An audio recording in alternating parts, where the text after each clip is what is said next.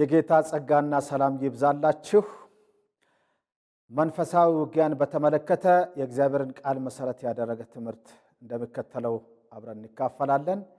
ጌታ መንፈስ ቅዱስ እንዲያስተምረን አጭር ጸሎት እናድርግ። የሰማይና የምድር ጌታ እግዚአብሔር አምላካችንና አባታችን ክብር፣ ምስጋና፣ አምልኮ፣ ስግደት ይገባሃል። ጌታ ሆይ በዚህ ምድር ያለንን መንፈሳዊ ውጊያ እንዴት መያዝና ማከናወን መፈጸም እንደሚገባን በዚህ ክፍለ ጊዜ በሚቀርበው በቃሌ ትምህርት ጌታ መንፈስ ቅዱስ እንድታስተምረን መልካሙን የእምነት ገድል ለመጋደልም እንድታዘጋጀን ይህንን ጊዜ ለአንተ አደራ እንሰጣለን። በጌታ በኢየሱስ ክርስቶስ ስም አሜን። የአማኝ ሕይወት በትግል የተሞላ ነው። በመንፈሳዊ ተጋድሎ በክርስቶስ አምነን ድነናል፣ የእግዚአብሔር ልጆች ሆነናል፣ የመንግስቱም ወራሾች ሆነናል፣ የእግዚአብሔርንም ጽድቅ ለብሰናል፣ እረፍትና ሰላምም አግኝተናል። በጌታ ደስታና ተድላ እርካታና እረፍትም አለን። በሌላ በኩል ደግሞ ብርቱ የሆነ መንፈሳዊ ውጊያ አለብን። ምክንያቱም ከዲያብሎስ መንግስት ወደ እግዚአብሔር መንግስት ከፈለስንበት ጊዜ ጀምሮ ጠላታችን ዲያብሎስና ክፉ ሰራዊቱ በቁጭት ይከታተሉናል፣ ሊያጠቁንም ይፈልጋሉ። እኛ አጋንንታዊ ጥቃት ሁልጊዜም ይሰነዘርብናል። የእግዚአብሔር ልጆች አጋንንት በእኛ ውስጥ አያድርም፣ ምክንያቱም የመንፈስ ቅዱስ ማደሪያዎች ነን። በክርስቶስ ባላመኑ ሰዎች ውስጥ አጋንንት ሊያድርና ሊሰለጥን ይችላል። ነገር ግን በአማኞች ውስጥ ያለው የጌታ መንፈስ መንፈሳዊ ውጊያን ያለማምደናል። የእግዚአብሔር ቃል ከሚያስተምሩን ብርቱ ርዕሰ ጉዳዮች አንዱ መንፈሳዊ ውጊያ ነው።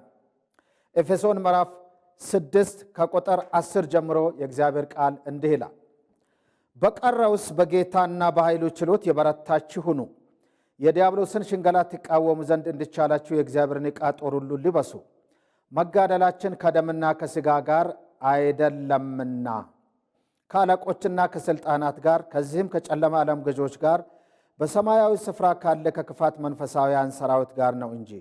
ስለዚህ በክፉ ቀን ለመቃወም ሁሉንም ፈጽማችሁ ለመቆም እንድትችሉ የእግዚአብሔርን ዕቃ ጦር ሁሉ አንሱ። እንግዲህ ወገባችሁን በእውነት ታጥቃችሁ የጽድቅንም ጥሩር ለብሳችሁ በሰላም ወንጌልን በመዘጋጀት እግሮቻችሁ ተጫምተው ቆሙ። በሁሉም ላይ ጨምራችሁ የምንበለበሉትን ክፉን ፍላጻዎች ሁሉ ልታጠፉ የምትችሉበትን የእምነትን ጋሻ አንሱ። የመዳንንም ራስ ቁር የመንፈስንም ሰይፍ ያዙ፣ እርሱም የእግዚአብሔር ቃል ነው። በጸሎትና በልመናም ሁሉ ዘውትር በመንፈስ ጸልዩ። ውጊያው መንፈሳዊ እንደሆነ መጽሐፍ ቅዱስ ይነግረናል። በሥጋና በደም ወይንም በሰዎች ልማድ በምድራዊ የጦር ዕቃ የሚከናወን ውጊያ አይደለም። በመንፈስ ቅዱስ እርዳታ፣ በመንፈስ ቅዱስ መሪነት፣ በመንፈስ ቅዱስ ኃይልና መገለጥ የሚከናወን ብርቱ መንፈሳዊ ውጊያ አለ። የዲያብሎስ ሽንገላ አለ ይለናል መጽሐፍ ቅዱስ። ስለዚህ የዲያብሎስን ሽንገላ ለመቃወም የእግዚአብሔርን ዕቃ ጦር ሁሉ መልበስ ይጠበቅብናል። መንፈሳዊ ውጊያ ለጥቂት አገልጋዮች ወይም ለጥቂት ክርስቲያኖች የሚተው ኃላፊነት አይደለም። በክርስቶስ አምኖ የዳነ እያንዳንዱ አማኝ በዕለት ተዕለት ሕይወቱ ከምንለማመዳቸው ብርቱ መንፈሳዊ ነገሮች አንዱ ነው መንፈሳዊ ውጊያ። የውጊያን ስርዓት ማወቅ፣ የውጊያን አስፈላጊነት መረዳት፣ የውጊያንም አፈጻጸም በጥንቃቄ መገንዘብ እጅግ ወሳኝ ቅድመ ሁኔታ ነው ውጊያውን ለመጀመር።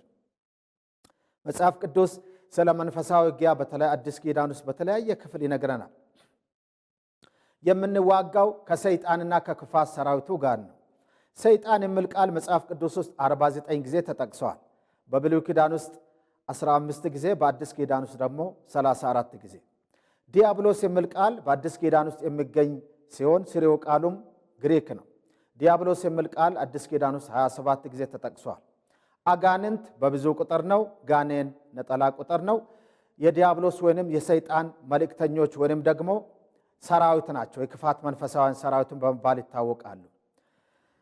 በመጠን ኑሩ፣ ንቁም፣ ባላጋራችሁ ዲያብሎስ የሚውጣውን ፈልጎ እንደሚያገሳ አንበሳ ይዞራልና በእምነት ጸንታችሁ ተቃውሙት ይላል። ዲያብሎስን ተቃውሙ ከእናንተም ይሸሻል ይላል። ካልተቃወምነው ሳይሸሽ በጉርብትናም ሊኖር ይችላል ማለት ነው። በጉርብትና ብቻ ሳይሆን ጥቃቱን አጠናክሮ ይፈጽማል ማለት ነው። ይህንን አስፈላጊና ብርቱ የሆነ መንፈሳዊ ነገር አማኞች ሁሉ ሊለማመዱት በግልና በጋራም በየዕለት ተዕለት ሕይወታቸው ሊፈጽሙት የሚገባ ብርቱ መንፈሳዊ ጉዳይ ነው። መበርታት ያስፈልጋል። መጀመሪያ በርቱ ነው የሚለው። ያልበረታ ወታደር፣ ያልሰለጠነም ወታደር፣ ስለ ውጊያ ምንነት በደንብ ያልገባው፣ ከማን ጋር እንደሚዋጋ ጠላቱን ለይቶ ያላወቀ ወታደር መዋጋት እንደማይችል ሁሉ በምድራዊ የጦር ስልት በመንፈሳዊው ዓለምም ማን መዋጋት እንዳለበት፣ ከማን ጋር መዋጋት እንዳለበት፣ ለምንና እንዴት መዋጋት እንዳለበት የጦር ዕቃዎቹንም ጭምር በጥንቃቄ አማኝ መረዳት አለበት። መንፈሳዊ ውጊያ አለ የለም የሚባል ጥያቄ የለም። አለ መኖሩን መጽሐፍ ቅዱስ ከበቂ በላይ ያስተምረናል። ብዙ ማስረጃ እናገኛለን በእግዚአብሔር ቃል ውስጥ። በሰይጣን እንዳንታለል ሐሳቡን አንስተውምና ይላል መጽሐፍ ቅዱስ ሁለተኛ ቆሮንቶስ 2:11 ላይ። መንፈሳዊ ውጊያ የለም ብሎ ማሰብ በሰይጣን እንደመታለል ነው። እንግዲህ በጌታና በኃይሉ ችሎት የበረታችሁ ሁኑ ነው የሚለን የእግዚአብሔር ቃል። የበረታ አማኝ ብርቱ የሆነ መንፈሳዊ ውጊያ ያካሂዳል። ሰይጣን ሽንገላንና ተንኮልን የተሞላ መሆኑን ከላይ ከእግዚአብሔር ቃል ያነበብነው የመጽሐፍ ቅዱስ ክፍል ይነግረናል። የሰይጣን መሰረታዊ የውጊያ ስልት ምንጊዜም ተንኮል ነው፣ ሽንገላ ነው። የዲያብሎስን ሽንገላ ትቃወሙ ዘንድ እንድቻላችሁ የእግዚአብሔርን ዕቃ ጦር ሁሉ ልበሱ ነው ብለው። ሸንጋይ መሆኑን፣ አታላይ መሆኑን፣ ተንኮለኛ መሆኑን ሰይጣን በጥንቃቄ መረዳት ተገቢ ነው። ጌታ ኢየሱስ ራሱ የዲያብሎስን ሥራ ሲያፈርስም ሲያጋልጥም እንዲህ ብሏል። ሐሰተኛ የሐሰትም አባት ነው፣ ከመጀመሪያ ነፍሰ ገዳይ ነው ብሏል። የዲያብሎስን ሥራ ሲያጋልጥ ተንኮሉ እንዳይታወቅበትና ሰዎችም እንዳይነቁበት በማስመሰል ይሰራል ሰይጣን ማለት ነው። የብርሃን መልአክ መስሎ አንዳንድ ጊዜ ለሰው የሚያስብ ለሰው የሚራራ መስሎም እንደ ብርሃን መልአክ መስሎ ራሱን ሊለውጥ ይችላል። ሰይጣን ራሱ የብርሃንን መልአክ እንዲመስል ራሱን ይለውጣልና በሰይጣን እንዳንታለል ሐሳቡን አንስተውምና ተብሎ የተጻፈው ስለዚህ ነው። ሁለተኛ ቆሮንቶስ ምዕራፍ 2 ላይ ሥራው በሙሉ የሰይጣን ሥራ በሽንገላና በተንኮል በማስመሰል የተሞላ የተሸፋፈነም ነው።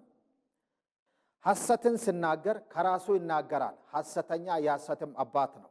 ዮሐንስ ወንጌል ምዕራፍ 8 ቁጥር 44 ላይ እንደምናነበው እስካሁን ድረስ ሰይጣን ከሰራቸው ሥራዎች አንዱንም የራሱ እንደሆነ አምኖ ወይንም ኃላፊነት ለመቀበል ፈቅዶ አያውቅም።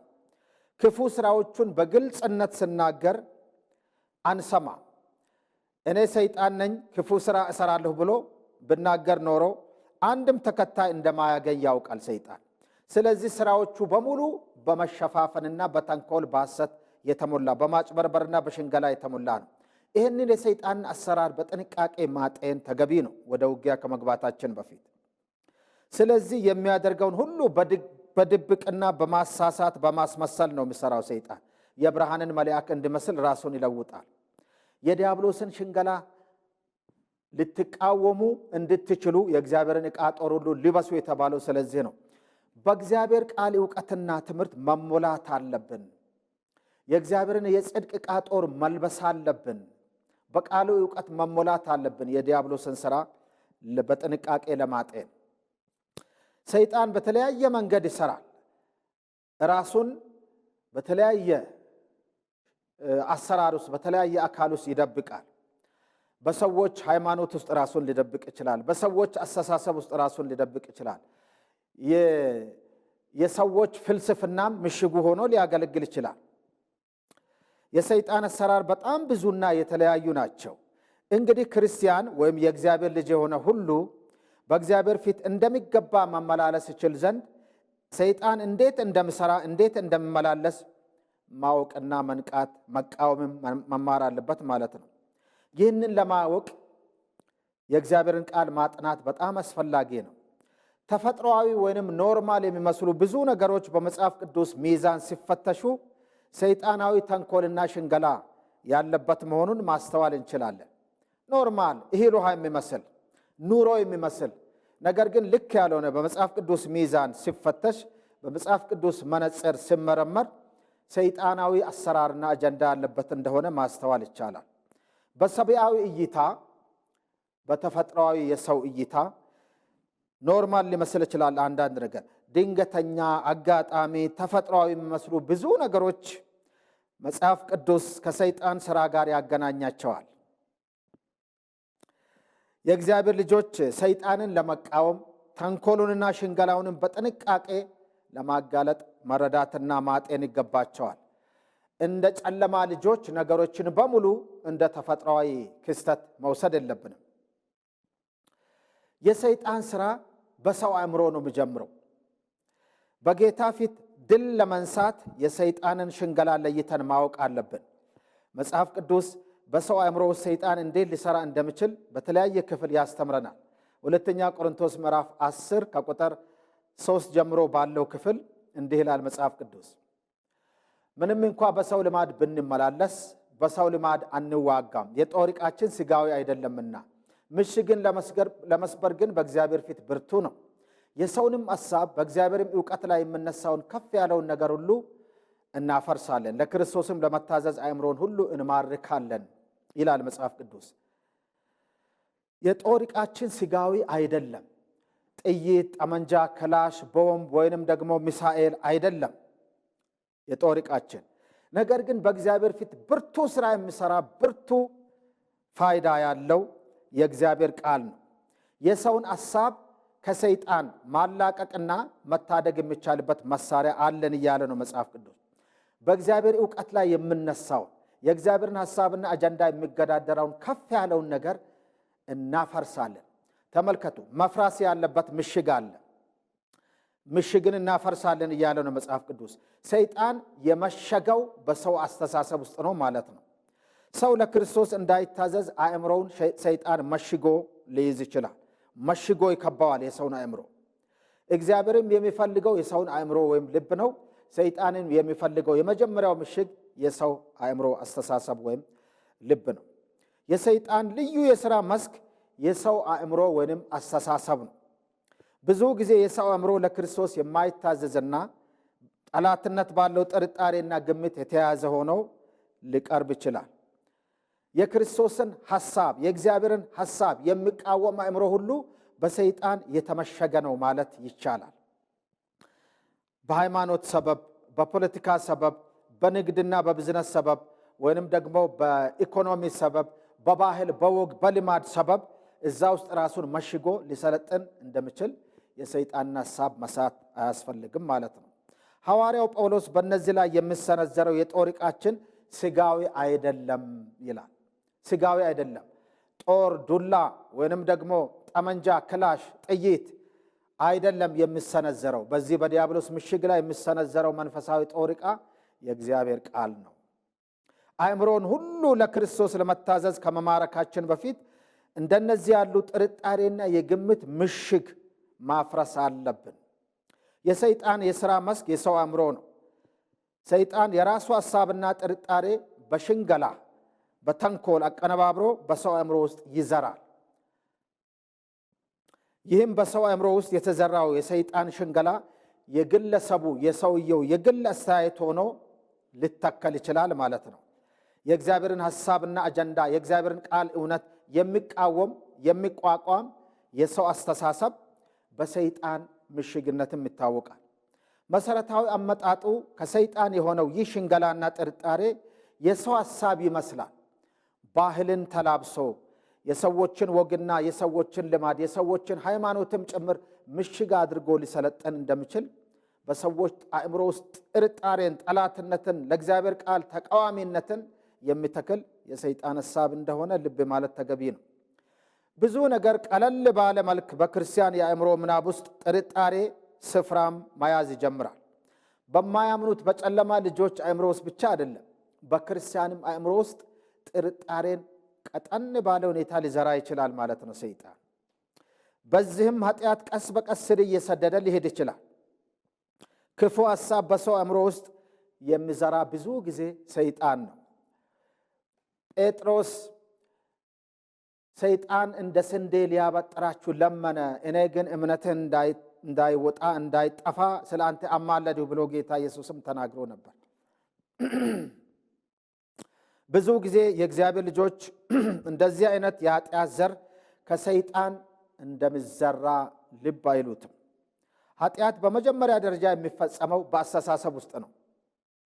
ደረጃዎች አሉት። የመጀመሪያው የኃጢአት ምንጭ አስተሳሰብ ነው። የመንፈሳዊ ውጊያም የመጀመሪያ ደረጃው አስተሳሰብ የሆነው ስለዚህ ነው። ኃጢአት በአስተሳሰብ ይጀምራል፣ በንግግር ይገለጣል፣ በድርጊትም ይፈጸማል። በድርጊትና በንግግር ከመገለጡ በፊት አእምሮ ውስጥ ይመሽጋል። ኃጢአትን የመዝራት አቅምም አለው ሰይጣን። ለሰውየው ያሰበ መልካም ያሰበ አስመስሎ ኃጢአትን ሊዘራ እንደሚችል ልብ ማለት ተገቢ ነው። ዲያብሎስ በአማኙ አእምሮ ውስጥ በሽንገላ የዘራውን ሐሳብ ወይንም የኃጢአት ዘር አማኙ ነቅቶ ካልተቃወመው በስተቀር ቀስ በቀስ የአማኙ መደበኛ የአስተሳሰብ ስልት ሆኖ ሊቀር ይችላል ማለት ነው። ስር ሊሰድ ይችላል። የልማድ እስራት የሚባል ነገር አለ። አንድ አስተማሪ ስለ ልማድ እስራት ሲያስተምር በአንድ ክፍል ውስጥ ላሉ ተማሪዎች ከተማሪዎች መካከል አንዱን ወደፊት ጠራና ትንሽ ክር፣ ቀጭን ስስ ደካማ ክር በሰውነቱ ላይ መጀመሪያ አጠመጠመበት። ሁለቱን እጆቹን ቀጥ አድርጎ ቆመዋል። ተማሪው መምህሩ አንድ ክር አዞረበት። እስቲ በጥስ አለው። በቀላሉ መበጠስ ቻለ። 3 ጊዜ 4 ጊዜ አዞረ፣ ጠመጠመ ክሩን። እስቲ በጥስ አለ። ትንሽ ቢያታግለውም በጠሰው። በጣም ብዙ ጊዜ ደጋግሞ ያንን ቀጭር ደካማ ክር ጠመጠመበት። ብዙ ጊዜ ጠመጠመበት በተማሪው ላይ። ከዛ አሁን እስቲ በጥስ አለው። ቢታገል ብሞክር በቀላል መበጠስ አልቻለም። ምክንያቱም ብዙ ጊዜ እንዲጠመጠምበት ክሩን ዝም ብሏል። ከአቅሙ በላይ ሆነበት። ሌላ አካል መጥቶ እስኪፈታው ድረስ እስረኛ ሆኖ ቀረ ማለትም ተማሪው። ኃጢአት እንደዛ ነው። በመጀመሪያ በአስተሳሰባችን ውስጥ ሲዘራ ነቅተን ስንቃወመው ይሸሻል። ዲያብሎስን ተቃወሙ ከእናንተም ይሸሻል ተብሎ እንደተጻፈው ያዕቆብ 4 ላይ ጴጥሮስም ላይ ካልተቃወም ነው መጀመሪያ ሲመጣ ነቅተን ይሄ ልክ አይደለም፣ ባዕድ ነው፣ ከሰይጣን ነው፣ ከስጋ ነው ብለን ለእግዚአብሔር ቃልም ለእግዚአብሔር ፈቃድም ለቅድስናም የማይመች የትኛውንም አስተሳሰብ መነሻ ላይ ካልተቃወም ነው በስተቀር ቀስ በቀር በሕይወታችን ቀስ በቀስ ይጠመጠምና መደበኛ ልማድ ወይንም እስረኛ ያደርገናል። ስለዚህ አማኙ በመንቃት ሰይጣን ሆይ ይህንን ሐሳብህን አልፈልገውም፣ ለራሴ መልሳለሁ ማለት መቻል አለበት ማለት ነው። መደበኛ የአስተሳሰብ ስልት ሆኖ በሰውነታችን ወይም በአእምሮአችን ውስጥ ከተመሸገ ግን ያ የሰይጣን ሽንገላ ባሪያ ወይንም እስረኛ ያደርገናል። የሰይጣን ፈተና በዋናነት የሚጀምረው በሰው አስተሳሰብ ወይንም አእምሮ ውስጥ ነው። ጦር ይዞ ወይንም ደግሞ ዱላ እንደዚህ ይዞ አይመጣም። እየታየ ፊዚካሊ አይመጣም። መንፈሳዊ ነው ውጊያው። በስጋና በደም የሚደረግ አይደለም ውጊያው። በመንፈስ ቅዱስና በእግዚአብሔር ቃል ኃይል የሚከናወን ነው። ሰይጣን የዘራውን ያንን ክፉ ሐሳብ ግለሰቡ ወይንም የተዘራበት ሰው በመንቃት መቃወምና ማውገዝ ካልቻለ በስተቀር ቀስ በቀስ የአማኙ ወይንም የዛ ግለሰብ አስተሳሰብ ሆኖ ይቆጣጠረዋል። ይሄ ባህሌ ነው፣ ይሄ ለኔ ኑሮዬ ነው፣ ይሄ የኔ ባህሪ ነው የሚባል ነገር ብዙ ጊዜ ለእግዚአብሔር ቃል ባዕድም ሆኖ እያለ ከዚህ ከሰይጣን ሽንገላ ጋር የተተበተበ ሊሆን ይችላል። ሰይጣን ሰዎችን ሲፈትን ይህ የሰይጣን ፈተና ነው ብሎ ማስታወቂያ አይናገርም ወይም ታፔላ አይለጥፍም። እንዲህማ ቢሆን ኖሮ ሰዎች ሁሉ በቀላሉ ሰይጣንን መቃወም በቻሉ ነበር። ሰይጣን ሞኝ አይደለም፣ ብልህ ነው፣ ብልጥ ነው። ዳሩ ግን ሰይጣን ሹክክ ብሎ ግርግር ሳይፈጠር ወደ አእምሮ ሽንገላውን ይዘራል። ሽንገላ ማለት የተቀነባበረ ተንኮል ማለት ነው። በቀላሉ ሰው የማይነቃበት፣ በእግዚአብሔር ቃል ሚዛን ካልተፈተሸ፣ በቃሉ መነጽር ካልታየ፣ በመንፈስ ቅዱስ ብርሃን ካልተጋለጠ በስተቀር እህል ውሃ ሊመስል ኖርማል መደበኛ የሚመስል ነገር ነው የዲያብሎስ ሽንገላ ማለት። ፈተናዎቹን በሙሉ ሰይጣን የሚያቀነባብረው ክርስቲያኖች እንዳይነቁበት በማድረግ ነው። እነርሱ ምንም ሳይጠረጥሩት ሐሳቡን እንዲቀበሉትና እንዲዘናጉም ያደርጋል ማለት ነው። በሽንገላ ውስጥ ብዙ ሰዎች ተመቻችተው ይተኙበታል። ሹክክ ብሎ በድብቅና በምስጢር ወይንም በስውር አንድ ሐሳብ በአእምሯቸው ይዘራል ሰይጣን አንዴ ያንን ሐሳብ ከተቀበሉት ጥሩ መሰረት ያገኛል። የእግሩ መቆናጠጫም ሆኖ ያገለግለዋል ወይንም ይጠቀምበታል። ቀስ አድርጎ ጠቃሚ አስመስሎ ያንን ክፉ ሽንገላ ወይንም ሐሳብ በሰዎች ውስጥ ይዘራል። ንቁ የተባለው ስለዚህ ነው። በመጠን ኑሩ፣ ንቁም፣ ባላጋራችሁ ዲያብሎስ የሚውጣውን ፈልጎ እንደሚያገሳ አንበሳ ይዞራልና። አንበሳ እንስሳን ለምሳሌ አጋዘንን ወይንም ሌላ የሚበላ ከብት ንጥቂያን ለማግኘት ብዙ ብርታትና ጉልበት ያለው ቢሆንም በአንድ ጊዜ ዘሎ አይሄድም። ቀስ ብሎ ያደባል። ያኛው በርቀት ለምሳሌ አጋዘኑ በጊዜ ከነቃ ሮጦ ሊያመልጥ ስለሚችል ቀስ ብሎ ያደባል። በሆዱም ተኝቶ ሊሄድ ይችላል፣ ምቹ ቦታ ደርሶ ዘሎ እስኪይዘው ድረስ። ሰይጣንም እንደዚያ ነው። በርቀት ግርግር እየፈጠረ አይመጣም። ቀስ ብሎ በሐሳብ በኩል ሹክ ብሎ ነው የሚመጣው። ያንን ሐሳብ ከዘራበት በኋላ መቆናጠጫ ያገኛል አማኙን ለመቆጣጠር። በጊዜ ነቅቶ መቃወም ያለበት አማኝ በዚህ ምክንያት ነው። ስለዚህ እጅግ በጣም መጨነቅም የለባቸውም አማኞች። ነገር ግን ከነቁ በኋላ መቃወም ይችላሉ። ንቁ፣ ተቃወሙ የተባለው ስለዚህ ነው። መንቃት ያስፈልጋል። አንድ ሰው ከሚገባው በላይ ስለ አንድ ነገር ካሰበ ወይም ከተጨነቀም በጌታ ላይ ከማተኮር ይልቅ በሰይጣን ላይ ማተኮር ይጀምራል።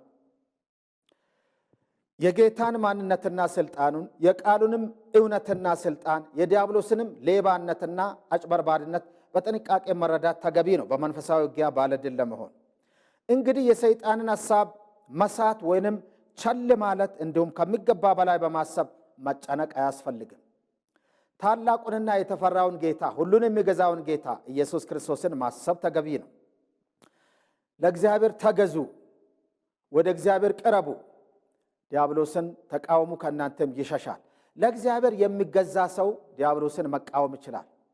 ጌታ ኢየሱስም እንዲህ ብሎ ተናግሯል። ሉቃስ ምዕራፍ 10 ላይ ሰይጣንን እንደ መብረቅ ከሰማይ ሲወድቅ አየሁ። እነሆ እባቡንና ጊንጡን ትረግጡ ዘንድ በጠላትም ኃይል ሁሉ ላይ ሥልጣን ሰጥቻችኋለሁ፣ የሚጎዳችሁም ምንም የለም ብሎ ግልጽ የሆነ መመሪያ ሰጥቶናል። ይህንን ቃል ማስታወስ ያስፈልጋል።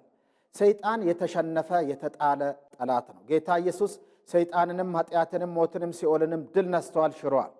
ድል መንሳትንም በውጊያ ውስጥ ለእኛ የሚሰጠን እርሱ ነው። ለእርሱ ስንገዛ ድል የኛ ይሆናል ማለት ነው።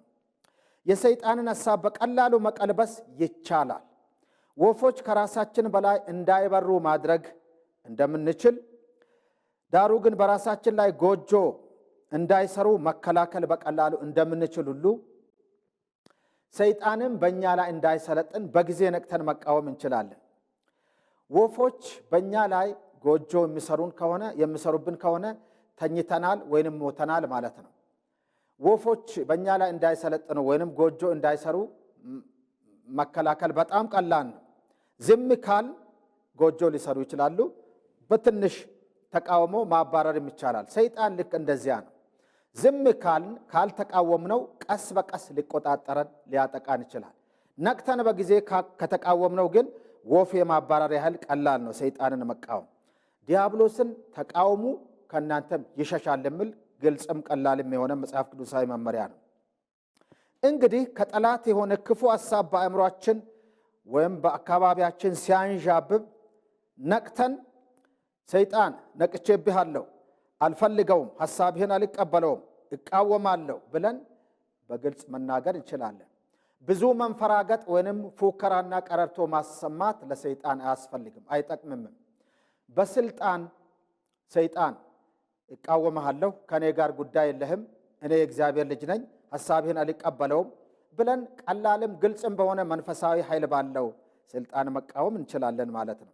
ከዚያም ያ ክፉ ሐሳብ ተወርውሮ ወይንም ደግሞ ተሽቀንጥሮ ከኛ ሲርቅና ሲጠፋ እናስተውላለን። በአስተሳሰብ ነው የሚመጣው ሰይጣን ብለናል። አስተሳሰብ አብስትራክት የሆነ ነገር ነው፣ ረቂቅ ነው። ስለዚህ እኛም ረቂቅ የሆነ ዝግጅትና ንቃት ሊኖረን ይገባል። የእግዚአብሔር ልጆች መልካም የሆነውን አስተሳሰብ በመለማመድ አስተሳሰባቸውን መቆጣጠርና ራሳቸውን መግዛት አለባቸው። መልካም የሆነውን ነገር ሁሉ፣ ጽድቅ ያለበትን ነገር ሁሉ፣ ፍቅር ያለበትን ነገር፣ እውነተኛ የሆነውን ነገር፣ ንጹሕ የሆነውን ነገር አስቡ ተብሎ ተጽፏል። ፊልጵስዩስ 4:8 ላይ ለክፉ ሐሳብ በአእምሮአችንና በአስተሳሰባችን ውስጥ ስፍራ የምንሰጥ ከሆነ ሰይጣን ይህንን አጋጣሚ ተጠቅሞ መወጣጫ መሰላድ አድርጎ ሊሰለጥንብን ይችላል ማለት ነው። ሰይጣን ክፉ ዘር የሚዘራበት መስመር ወይንም የተመቻቸ ማሳ ይፈልጋል አእምሮአችን ውስጥ። ያም የኛ ክፉ አስተሳሰብ ነው። መንፈሳዊውን ነገር፣ መልካም የሆነውን ነገር፣ ጽድቅ ያለበትን ነገር፣ ቅዱስ የሆነውን ነገር፣ ሰላም ያለበትን ነገር፣ ፍቅር ያለበትን ነገር የምናስብ ከሆነ ግን ለሰይጣን መንገዱ ዝግ ነው ማለት ነው። ክፉ ሐሳብ በቀላሉ አእምሮአችን ውስጥ ሊሰለጥን አይችልም። ስለዚህ በሩን የምንከፍትለት፣ ዱላውን የምናቀብለው እኛ ራሳችን ነን። ባለመቃወም ዝም ካል ለእኛ የሚመጥን ክፉ ሐሳብ አቀነባብሮ አእምሮአችን ውስጥ መዝራቱ አይቀርም። አእምሮህ በቀና ነገር የተሞላ ከሆነና ስራ ፈት ካልሆነ ግን ሰይጣን በአእምሮህ ውስጥ እድል ፈንታ አይኖረው። ዳሩ ግን የክርስቲያን አእምሮ በመልካም ነገር ከተሞላና በስራም የተጠመደ ከሆነ ሰይጣን እድል ፈንታ አይኖረው። ነገር ግን የክርስቲያን አእምሮ ልል ከሆነ፣ ስራ የፈታ ከሆነ አእምሮው ለሰይጣን ቆሻሻ መጣያነት እንዲሁም ለፈተና የተጋለጠ ይሆናል ማለት ነው። ስለዚህ የእግዚአብሔር ልጆች ለጤንነትና ለብቃት አካላዊ እንቅስቃሴ እንደሚያደርጉ ሁሉ አእምሮአዊውንም መንፈሳዊውንም ስራ መስራት አለባቸው። ማለትም ከሰይጣን ጣልቃ ገብነትና ውጊያ ከሽንገላም ራሳችንን ለመጠበቅ አእምሮን በእግዚአብሔር ቃል ማሰራት፣ በመልካም ሐሳብ መሙላት አለብን። በዚህ መሰረት ለርኩሰት፣ ለጥላቻ፣ ለሐሜት የሚዳርጉ አስተሳሰቦችን በመለየት ከጠላትም መሆናቸውን በማስተዋል መጸየፍና መመከት መለማመድ አለበት አማኝ። እግዚአብሔርን ለመምሰል ግን ራስን አስለምድ የተባለው ይኸው ነው። ለምሳሌ ወገኖች ሆይ ሰውን መጥላት ቀላል ነው ለእናንተ? በሰው መፍረድ፣ ሰውን መናቅ፣ ሰውን መጥላት ቀላል ነው ወይስ ከባድ ነው? ሰውን የምንጠላ ከሆነ፣ ሰውን የምንንቅ ከሆነ፣ በሰው ላይ የምንፈርድ ከሆነ፣ ሰውን የምናማ ከሆነ፣ ይሄም ቀላል ልምምድ ከሆነ ለመንፈሳዊ ውጊያ ኦልሬዲ ራሳችንን አጋልጠናል፣ ለሰይጣን ሽንገላ ተጋልጠናል ማለት ነው። በእግዚአብሔር ቃል በእግዚአብሔር ፊት ሰውን መናቅ፣ ሰውን መጥላት፣ በሰው መፍረድ፣ ሰውን ማማት ከባድ ኃጢአት ነው። የሰይጣንን ሽንገላ ማስተናገድ ነው። ከዚህ እንደ ቀላል መጀመር እንችላለን። ብዙ ሐሳቦች ምንጫቸው ከሰይጣን መሆኑን በግልጽ ስለሚታወቅ በመጸየፍና በመቃወም መወገድ የሚችሉት በዚህ አይነት ንቃት ነው። ነገር ግን አንዳንድ ጊዜ በረቀቀ ሁኔታ ከሰይጣን የሚሰነዘሩ ሐሳቦችን መለየትና መቃወም ቀላል ላይሆን ይችላል። ብዙ ጊዜ የተለማመድነው ክፋት ጽድቅ መስሎ የሚታየን ከሆነ አመፅን፣ ክፉን ነገር መጸየፍ ካቃተን ለሰይጣን ጥሩ እርሻ ቦታ ውስጥ አእምሮአችን ውስጥ ተገኝቷል ማለት ነው።